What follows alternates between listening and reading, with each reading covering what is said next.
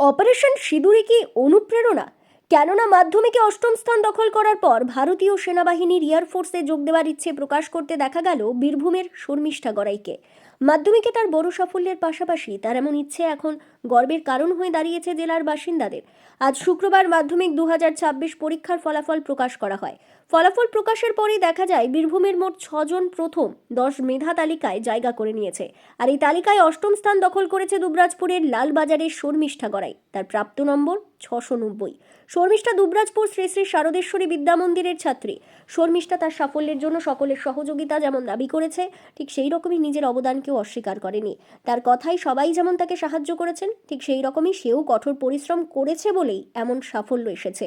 সুতরাং নিজের অবদানকেও ফেলে দেওয়ার নয়। আমার পেছনে তো বাবা মার অবদান আমি কখনো অস্বীকার করতে পারবো না। ওনাদের তো একটা বড় অংশ জুড়ে ওনারা আছেন, প্লাস আমি নিজেও অনেক পরিশ্রম করেছি, সেক্ষেত্রে আমার অবদানটাও আমি অস্বীকার করতে পারি না।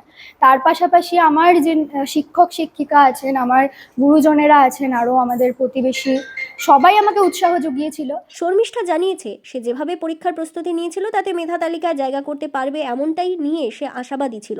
আর সেই স্বপ্ন সাকার হতেই এখন সে আনন্দে আত্মহারা। আমার যারা শুভাকাঙ্ক্ষী আছে বা আমার যারা শিক্ষক শিক্ষিকা আছে, ওনারা আমাকে অনুপ্রেরণা জুগিয়েছিলেন এবং যাই হোক ওনাদের আশীর্বাদে আজ আমি ওনাদের মান রাখতে পেরেছি। পড়ার ইচ্ছা আছে বলতে আমার ডিফেন্সে যাওয়ার ইচ্ছা আছে, সেটা যে কোনো পোস্টেই হোক, কোনো অফিসার হয়ে।